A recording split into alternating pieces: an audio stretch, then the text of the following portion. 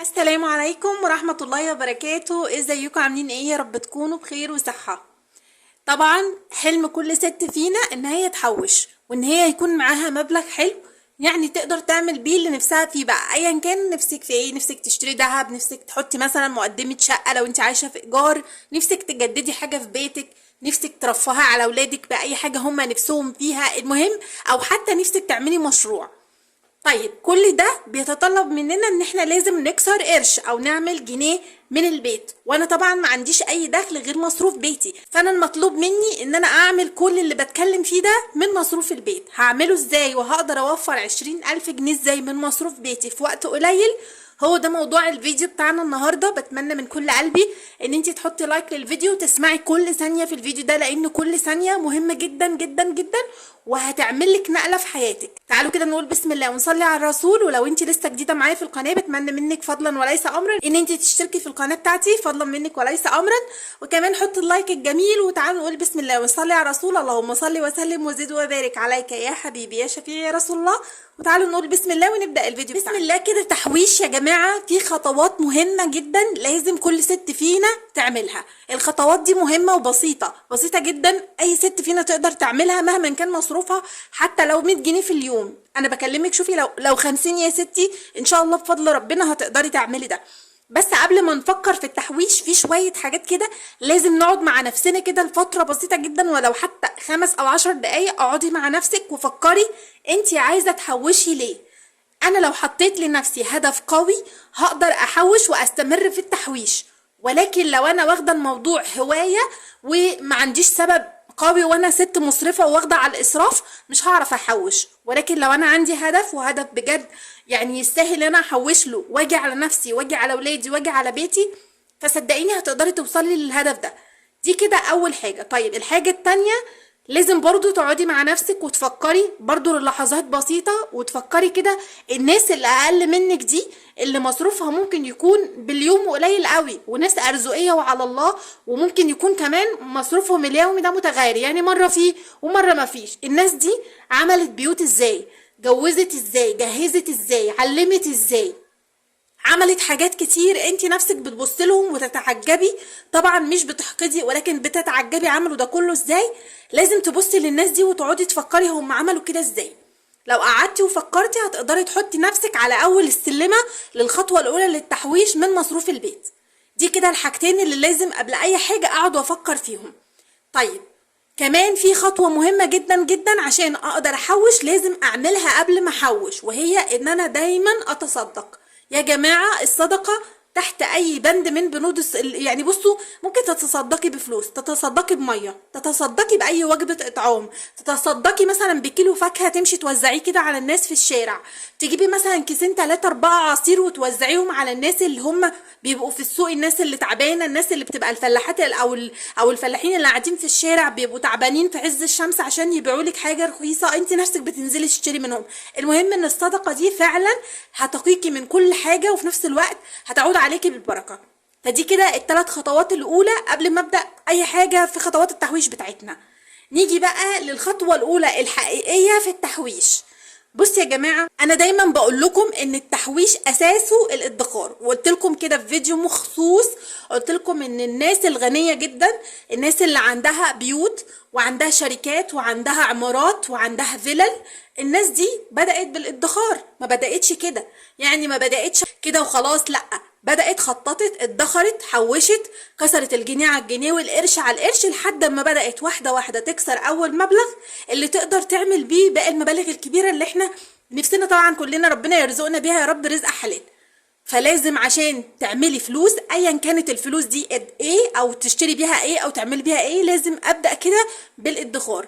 اي مبلغ ربنا يكرمك بيه المهم ان انت تدخري بشكل يومي، بشكل شهري، بشكل اسبوعي، المهم ان انت لازم تدخري. ويفضل طبعا ان انا ادخر في اول الشهر مش في اخره ولا في نصه، لان ده مش هينفع. لازم كده اول ما تمسكي اول جنيه يجيلك او اول مبلغ يجيلك، سواء كان قبضك مثلا لو بتشتغلي او ميزانية بيتك، اخرج منها مبلغ للادخار وانساه، انا ماليش دعوة بيه خالص. وكمان لازم احدد لنفسي في مدة معينة، انا نفسي اعمل مبلغ معين في فترة معينة، زي مثلا انا نفسي اعمل 20,000 جنيه في 10 شهور. طب هعملهم ازاي؟ هبدأ افصص المبلغ ده طبعا لستات البيوت بقى اللي زي وزيك. هبدأ افصص المبلغ ده من مبلغ كبير زي ال20,000 جنيه، هبدأ افصصه على شكل شهري. يعني تقريبا هيكون عاوز 2000 جنيه كل شهر. طيب هما ال2000 جنيه فيه، احنا اصلا مصروفنا مفيهوش 2000 جنيه، لا انت مصروفك فيه اكتر من ال2000 جنيه. هل حضرتك بتمشي بمرتبك لوحده كده كفايه؟ فينا ناس كتير بتبقى ملزمه بالمرتب وما بتاخدش جنيه زياده، طبعا ازواج وزوجات كتير عارفين الموضوع ده، ولكن في ناس بتاخد المرتب مره واتنين وتلاته، في ستات فعلا بيعملوا ده. طيب انت لما بتاخدي بقى المصروف مره واتنين وتلاته بتصرفي كام 2000 جنيه في الشهر؟ لو انت بتاخدي مصروفك اكتر من مره عشان انت ست مصرفه، هقعد كده وافكر انا بصرف في ايه. وفي الغالب كلنا بنصرف على الاكل والشرب، ما بنصرفش لا غير على الاكل والشرب، او مثلا الهوايات بقى الشخصيه، الحاجات الشخصيه، مثلا نفسي في ميك اب، نفسي معرفش في ايه، نفسي في ايه، الكلام اللي انتوا فاهمينه ده كلها في الاخر حاجات يعني تافهه ملهاش اي لازمه. غير طبعا الاكل والشرب، انا ما بتكلمش على الاكل والشرب، فلكن الاكل والشرب هو ليه النصيب الاكبر ده تقريبا في اننا نصرف فلوس كتير. يعني مثلا بنشتري اكل من بره بتاع الكلام ده كله بياخد فلوس كتير. تمام. طيب احنا قسمنا ال20,000 جنيه على 2000 جنيه كل شهر. طب تعالوا كده نقسمه على شكل يومي. هوريكم دلوقتي تقسيمة حلوة جدا تخلي الموضوع معاكي اسهل بكتير. لو جينا بقى فكرنا في الموضوع بشكل يومي هنلاقينا عايزين 66 جنيه بالظبط كل يوم المفروض ان انا اوفرهم. حضرتك ما تقدريش توفري 66 جنيه كل يوم؟ اكيد تقدري توفري حتى لو انت مصروفك ده 100 جنيه. طيب 100 جنيه هوفر منه 66 جنيه؟ اربطي على بطنك. بصي، كل الناس اللي عاوزه تعمل جنيه اول حاجه بتمسكها كده بتمسك بطنها. يعني ايه؟ لان بطنك هي اللي بتوديكي طبعا انك تشتري ده وتشتري ده وتاكلي في ده وتعملي في ده وتصرفي فلوس كتير قوي ملهاش اي لازمه. ما بقولكيش ما تاكليش، ولكن يعني الجئي للحاجات اللي بتوفر لك الحاجات المهمه الضروريه، الحاجات اللي فعلا تمري على جسمي وفي نفس الوقت توفر لي. مش لازم اشتري حلويات من بره، مش لازم كل يوم اعمل لحوم، مش لازم مثلا كل يوم او كل شهر اشتري ادوات ميك اب معينه. ما بقولكيش ما تجيبيش، جيبي، بس جيبي الحاجه اللي تقعد معاكي فتره طويله وفي نفس الوقت تكون رخيصه. ما تجيبيش حاجات كتير عمال على بطال من السوبر ماركت. يعني انزل السوبر ماركت اروح شاريه ده وده وده وده واقول دي عروض وهتوفر لي. صدقيني ساعات العروض بتكون مش صح. يعني مش كل العروض اللي احنا بنروح نلاقيها باسعار رخيصه دي في السوبر ماركت بنلاقيها كويسه. اول حاجه ان هي بتكون خلاص داخله اكسباير، يعني هما ما بيعملولكيش ده كده خدمه منهم ليكي، بالعكس الموضوع بيكون خلاص حاجه قربت تنتهي صلاحيتها عندهم وهتبوظ وتخسرهم، فبيضطروا ان هم يعملوها لك كده ويبينوا لك ان هم عملوا فيكي جميله عشان يغروكي عشان تروحي تشتري منهم. تمام.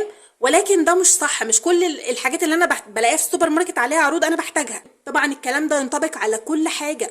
كمان في حاجه مهمه جدا، ال 66 جنيه دول تقدري توفريهم في تقريبا، يعني لو هنعمل مثلا، لو انت ست شاطره وهتعرفي توفري في كل بنود التوفير اللي احنا بنتكلم فيها، زي مثلا ان انا اعمل اكل يومين، ان انا مثلا اللهم صل على سيدنا محمد اقلي مثلا في طاسه زيت صغيره، مش لازم اقلي في طاسه كبيره تاخد كيلو زيت، مش لازم، انا ممكن اقلي في طاسه صغيره وزي الفل. كل دي بنود من بنود التوفير اللي تقدر توفر لي في مصروف البيت. انا لو قلت في طاسه صغيره يبقى انا دلوقتي هقدر اوفر على الاقل بدل ما بستهلك 4 أو 5 ازايز زيت في الشهر، انا ممكن استهلك 3 بس، يبقى انا وفرت 2 ودول سعرهم تقريبا ما يقارب ال 150 جنيه. ده في بند واحد مش اكتر من كده. كمان الرز ممكن تضاعفي الرز. يعني مثلا لو انا الطاقه بتاعتي عايزه فيها كيلو، مثلا لو احنا اسره 5 افراد فبعمل كيلو رز وبعمل نص كيلو شعريه، صح؟ لا، انا ممكن اعمل نص كيلو رز ونص كيلو شعريه، هيبقى معايا هو الكيلو، يبقى انا وفرت برضو نص كيلو رز تقريبا ب 15 جنيه. وطبعا لو انت اتعلمتي ان انت توفري في كل حاجه هتلاقي نفسك قدرتي توفري. كمان عايزه اقولك على حاجه، انا عارفه ان في ناس كتير جدا، الناس اللي هي المسرفه اللي متعوده على الاسراف بشكل مستمر، مش هتقدر تنزل من النقيض للنقيض، اللي هو انا كنت بصرف كتير جدا جدا وفجاه امسك على بطني وامسك ايدي وامسك، لا مش هعرف. خلي الموضوع، لو انتي ست مسرفه جدا، خلي الموضوع يمشي معاكي بالتدريج. يعني كل بنود التوفير اللي انا بقولك عليها دي بجد هتوفر لك كتير وهتعلمك ان انتي تقدري تمسكي ايدك. في حاجه بقى مهمه جدا اهم من كل اللي اتكلمت فيه ده، وهو يوم اللا شراء. يوم اللا شراء ده يوم احنا بنخصصه كده مره او مرتين في الاسبوع. اليوم ده بجد هيوفر لك كتير قوي. يعني لو انت مصروفك باليوم وبتاخدي مثلا 200 جنيه او 100 جنيه او 50 جنيه كل يوم، وجيت انا يوم معين في الاسبوع كده، اليوم ده انا ما بشتريش فيه اي حاجه خالص، همشي نفسي بالموجود في البيت ان شاء الله يا رب، شويه فول هعملهم بطماطم جنبهم حته جبنه، وطبعا ما فيش بيت في الدنيا الحمد لله بفضل ربنا ما فيهوش على الاقل فول. تمام، همشي نفسي اليوم كله فطار غدا عشاء فول بقوطه، ما فيش اي مشكله. المهم ان انا ايه، هاكل برضو الحمد لله. خلاص، فلو انت عملتي الحكايه دي كل اسبوع مرتين هتلاقي نفسك مش وفرتي بس مصروف اليوم ده، انت لو مصروفك 100 جنيه في اليوم هبقى وفرت في الاسبوع الواحد 200 جنيه، يعني في الاربع اسابيع 800 جنيه. شفتي؟ من 100 جنيه. تخيلي بقى لو انت مصروفك اكتر من ال 100 جنيه، وده عن شرط انك ما لجأتيش خالص لاي بند من بنود التوفير. مش هتقدري توفري 800 جنيه في الاسبوع في الشهر، اديكي قدرتي توفري 800 جنيه، يعني قربتي خلاص على الالف الاولى، والالف التانية نقدر نوفرها مثلا 400 من فواتير زي الميه والنور والغاز. طب دول هنوفرهم ازاي؟ يعني هقول لحضرتك تقدري تستبدلي اللمبات اللي مليانه اللي ماليه الشقه دي باللمبات الليد الموفره اللي بتوفر لك في الكهرباء.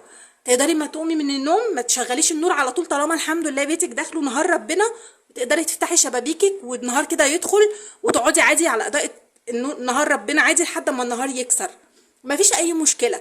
كمان مش لازم نشغل الراديو اللهم صل على سيدنا محمد، صلوا على النبي كتير يا جماعه. ولو انتم معايا لحد هنا حطوا اللايك. مش لازم كمان ان انا اسيب الراديو شغال ليل نهار وانا ما بسمعوش، مش لازم كل دي كهرباء على الفاضي. مش لازم ابقى حاطه شاحن الموبايل على طول في الكهرباء واقول هو ده طبيعي، ده العادي. لا، انا ممكن عادي، ده اولا هيبوظ لك الشاحن، ثانيا بيسحب كهرباء ولو حتى بسيطه بس بجد بتسحب. كمان ممكن نستغنى عن الكاتل ونستخدم البرادات بقى، ونستخدم عادي الغاز عادي الطبيعي. برضو كمان نقلل في الاير فراير والميكروويف والكلام ده كله والفرن الكهربائي. ما كل الاجهزه دي من ساعه ما طلعت حرفيا بقت فاتوره الكهرباء في الطالع، ما بقيناش عارفين نلاحق، ما بقيناش عارفين ندفع فواتير كهرباء ولا ناكل ولا نشرب، ولا مش عارفين نلاحق على ايه ولا ايه.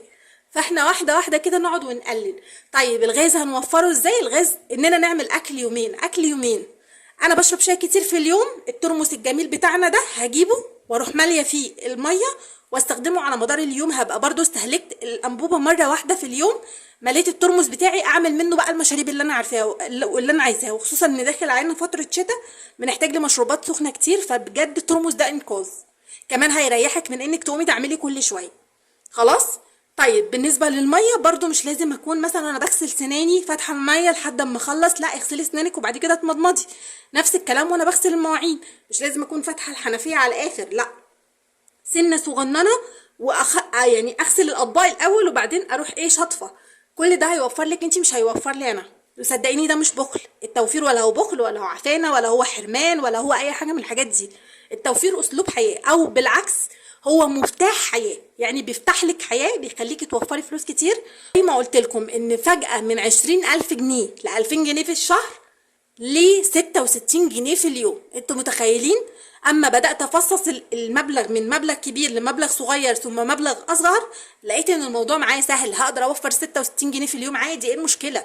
مفيش اي مشكله، الموضوع سهل والحمد لله. اقدر من بنود توفير كتير جدا جدا جدا. وان شاء الله في الفيديوهات اللي جايه هنزل لكم بافكار كتير للتوفير، هتقدر حرفيا توفر لك نص مصروف بيتك بمنتهى الذكاء ومن غير شطاره ولا حاجه، ده هو ببركه ربنا.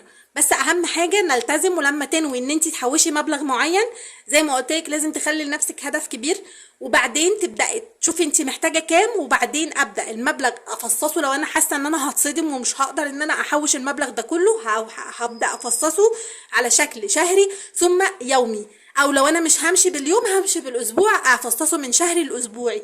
كده هلاقي الموضوع معايا اسهل بكتير وهقدر اوفر حاجات كتير جدا. واهم حاجه يوم اللا شراء ده حطوا تحتيه مليون خط كده، لانه بجد بجد هيخليكي فعلا توفري فلوس كتير قوي قوي قوي. وعايزه اقولك ان في حاجه كمان نسيت اقولك عليها، هو انك لما تكوني ناويه تحوشي، وده بند مهم جدا جدا جدا، لما تكوني ناويه تحوشي لازم لو عليكي ديون صغيره لازم تسديها الاول. الموضوع هيخليكي رايقه، بتحوشي برواق، انت معلكيش دين، انت بتحوشي للي عليكي بس، بدل ما ادفع الديون او اقساط او لا، ده انا بحط الفلوس اللي عندي. كمان خلي دايما برطمان كده للفكه، البرطمان ده هيكون انقاذ ليكي اخر الشهر لو اتزنقتي ولا حاجه. يعني اي جنيه يفيد معاكي حطيه فيه، اي 2 جنيه حطيه، جوزك معاه اي فلوس فضه فايده منه هو او العيال حطيهم فيها، او عوديهم ان هم اللي يحطوا في البرطمان ده، الموضوع هيفرق جدا جدا. يا رب تكونوا كده استفدتوا من الفيديو ده، ان شاء الله باذن الله تقدروا تحوشوا وتوفروا وتعملوا كل اللي نفسكم فيه. بحبكم جدا في الله وبشكركم جدا على تفاعلاتكم معايا، وبتمنى من كل قلبي ان كل اللي يشوف الفيديو ده يحط لايك ويشترك في القناه ويكتب لي كومنت حلو ويصلي على النبي كتير كتير عشان كلنا ناخد حسنات. واشوفكم الفيديو الجاي، ولو حابين ميزانيه بمبلغ معين اكتبوا لي في الكومنتات سواء كانت يوميه او اسبوعيه او شهريه. اشوفكم الفيديو الجاي. سلام عليكم ورحمه الله وبركاته.